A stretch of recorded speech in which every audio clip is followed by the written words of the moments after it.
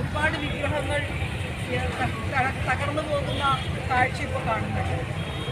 Justice Hema committee report, justice Hema committee എന്ന് പറയുന്ന ഒരു സംഘത്തെ, ഒരു കമ്മിറ്റിയെ നിയോഗിച്ചത് കഴിഞ്ഞ ഇടതുപക്ഷ സർക്കാരാണ്. പിണറായി വിജയൻ്റെ നേതൃത്വത്തിലുള്ള ഒന്നാം ഇടതുപക്ഷ സർക്കാർ 2016 മുതൽ 2021 വരെ അധികാരത്തിലിരുന്ന സർക്കാരാണ്. ജസ്റ്റിസ് ഹേമയുടെ നേതൃത്വത്തിൽ വേറെ രണ്ട് നമ്മുടെ പ്രശസ്തമതിയായ ശാരദയും അതുപോലെ തന്നെ മുൻ IAS ഉദ്യോഗസ്ഥ വനിതാ കമ്മീഷന്റെ ഡയറക്ടർ കൂടിയായിരുന്ന വത്സലകുമാരി IAS എന്നിവർ ചേർന്നുകൊണ്ടുള്ള കമ്മിറ്റി രൂപീകരിച്ചത് കഴിഞ്ഞ സർക്കാരാണ്, പിണറായി സർക്കാരാണ്.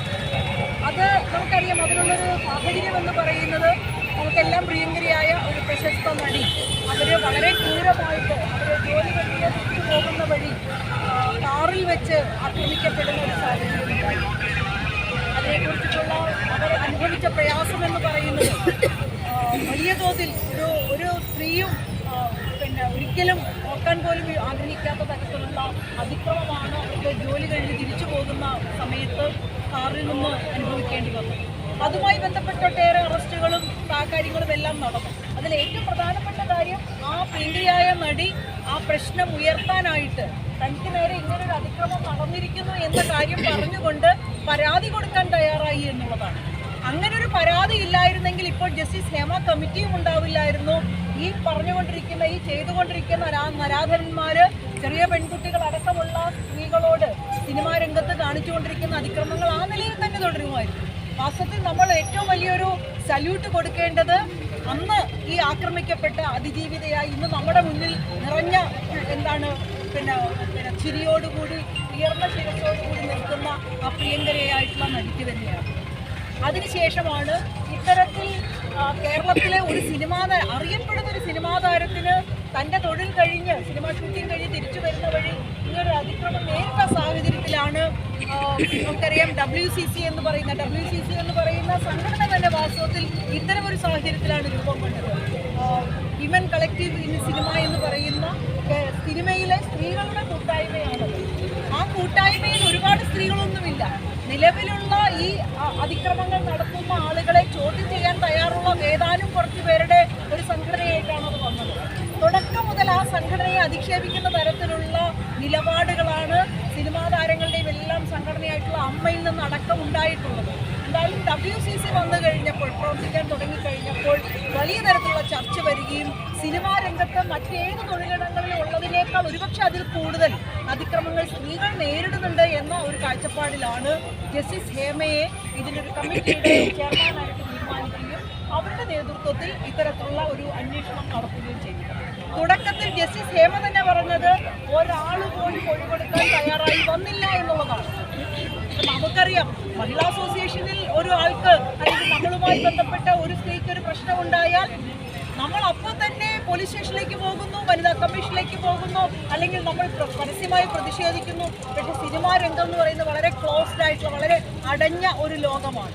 അതിനകത്ത് ഒരാൾ പരാതിപ്പെട്ട് കഴിഞ്ഞാൽ പിന്നെ അവർക്കൊരു അവസരം കിട്ടുമോ എന്നുള്ള, തങ്ങളുടെ തൊഴിൽ പോലും നഷ്ടപ്പെടുമെന്നുള്ള നല്ല ഭയമുണ്ട്.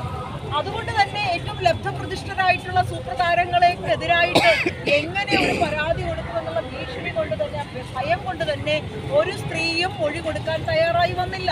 വളരെ അപൂർവം ആളുകളാണ്. അവർ മൊഴി കൊടുക്കാനായിട്ട് ആളുകളെ ക്ഷണിച്ചു, പക്ഷെ ആരും വന്നില്ല. അതിനുശേഷമാണ് വാസ്തവത്തിൽ സിനിമാ രംഗത്ത് സ്ത്രീകൾ, അത് നമ്മൾ കാണുന്ന തിരശ്ശീൽ കാണുന്ന ആളുകൾ മാത്രമല്ല, അണിയറ പ്രവർത്തകരായ സ്ത്രീകൾ അടക്കം, മേക്കപ്പ് ആർട്ടിസ്റ്റുകൾ, ഹെയർ സ്റ്റൈലിസ്റ്റുകൾ അടക്കമുള്ള ആളുകൾ പരാതിയുമായിട്ട് വരുന്നത് വാസ്തവത്തിൽ ആദ്യത്തെ ഒരു ഘട്ടം കഴിഞ്ഞതിന് ശേഷമാണ്. Justice committee, Hema committee report സമർപ്പിക്കുന്നത് 2019-ലാണ്. ഇന്ന് നമുക്കെതിരായിട്ട് കേരളത്തിലെ UDFകാരും അതുപോലെ BJP അടക്കം പറയുന്ന ആക്ഷേപം എന്താണ്? എന്തുകൊണ്ട് സർക്കാർ 2019 മുതൽ ഈ ഘട്ടം വരെ ഹേമ കമ്മിറ്റി റിപ്പോർട്ട് പുറത്തുവിട്ടില്ല എന്നുള്ളതാണ്. വാസ്തവത്തിൽ ഹേമ കമ്മിറ്റി ഒരു ജുഡീഷ്യൽ കമ്മിറ്റി അല്ല. ഒരു ജുഡീഷ്യൽ കമ്മിറ്റി ആണെങ്കിൽ ആ കമ്മിറ്റിക്ക് അതിൻ്റെ മുന്നിൽ വന്ന മൊഴികളുടെ അടിസ്ഥാനത്തിൽ കേസെടുക്കാം, ജുഡീഷ്യൽ പവർ ഉണ്ടാകും. പക്ഷേ ഈ കമ്മിറ്റി എന്ന് പറയുന്നത് ഒരു അന്വേഷണ കമ്മിറ്റി മാത്രമാണ്. എന്ന് മാത്രമല്ല, ഹേമ കമ്മിറ്റി റിപ്പോർട്ടുമായി ബന്ധപ്പെട്ട് ഇതിൻ്റെ ചെയർമാനായിരുന്ന ജസ്റ്റിസ് ഹേമ തന്നെ സർക്കാരിനോട് പറഞ്ഞത് ദയവ് ചെയ്ത് ഈ റിപ്പോർട്ട് ഇങ്ങനെ പുറത്തുവിടരുത് എന്നാണ്. കാരണം മൊഴി കൊടുക്കുമ്പോൾ ഈ അതിജീവിതകളായിട്ടുള്ള ആളുകൾ മൊഴി കൊടുത്തു കഴിഞ്ഞാൽ തീർച്ചയായിട്ടും ആ മൊഴിക്കൊരു സ്വകാര്യതയുണ്ട് ഇല്ലേ? ഞാൻ പണിയെടുത്ത സമയത്ത് സിനിമയിൽ അഭിനയിച്ചപ്പോൾ എന്നെ ഒരാൾ വളരെ മോശമായിട്ട് എന്നോട് പെരുമാറി എന്ന് പറയുന്നത് അയാൾ പ്രസിദ്ധനായിട്ടുള്ള ഒരാളായിരിക്കും, പ്രശസ്തനായ ഒരാളായിരിക്കും.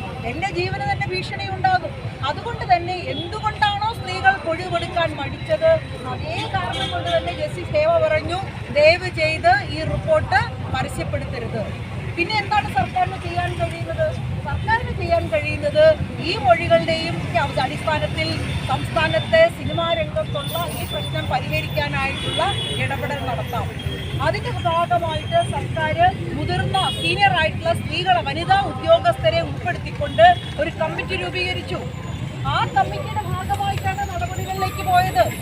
ആ കമ്മിറ്റിയുടെ ഭാഗമായിട്ട് തൊഴിൽ രംഗത്ത് സ്ത്രീകൾ അനുഭവിക്കുന്ന, പ്രത്യേകിച്ച് സിനിമാ രംഗത്ത് സ്ത്രീകൾ അനുഭവിക്കുന്ന പ്രശ്നങ്ങൾ പരിഹരിക്കുന്നതിനായിട്ടുള്ള ചർച്ചകൾ നടന്നു. അതിൻ്റെ ഭാഗമായിട്ടാണ് സ്ത്രീകൾക്ക് വേതനം കിട്ടുന്നതുമായി ബന്ധപ്പെട്ട്, സ്ത്രീകളുടെ സുരക്ഷ ഉറപ്പാക്കുന്നതുമായി ബന്ധപ്പെട്ട നിരവധി നിർദ്ദേശങ്ങൾ ആ കമ്മിറ്റി മുന്നോട്ട് വെച്ചതാണ്.